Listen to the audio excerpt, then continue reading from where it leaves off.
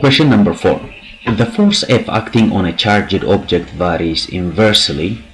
Keyword right here, inversely. So the force is varying inversely with the square, another keyword, of its radius from another charged object. When the two objects are 0.64 meters apart, the force acting on them is 8.2 newtons. Approximately means roughly how much force would the object feel if it is at a distance 0.77 meters from the other object. So as you can see, if the force is inversely proportional, or if it is inversely proportional to the square of its distance, if the distance increase, the force is gonna be less. So without even doing any calculation, we can eliminate choice number C and then D, choice C and D, because they are more than 8.2 Newton. It's supposed to be reduced because the distance is bigger than the original one, since it varies inversely. So let's go ahead and then do the maths. This is actually Newton's gravitational law.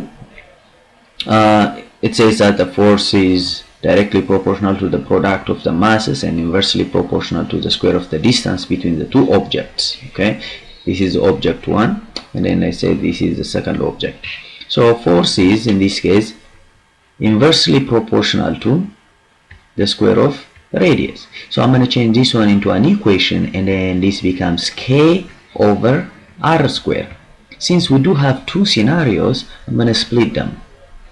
This is the first case, and then this is the second case. In the first case, the force, which is F1, is equals to k times R1 square. And then the second one, the force is going to be k times R2 square. Notice that we do have the same constant of proportionality in both cases. So since we're trying to find F2, let's rewrite k from F1 in terms of F1 and R1, and then this becomes, if we do crisscross multiplication, 1 times k would be k, and R1 square times F1 will be F1 times R1. Now what we need to do is plug this k back into the second equation right here, and then we get F2 is equals to, which is k F1 times R1, which is the radius square, over R2 square.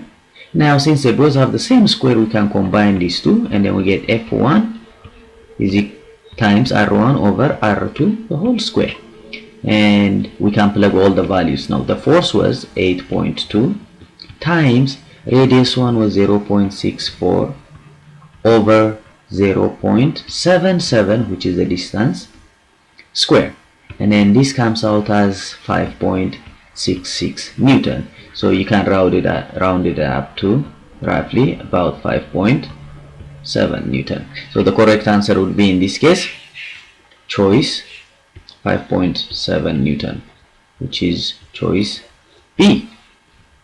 And then this completes the problem.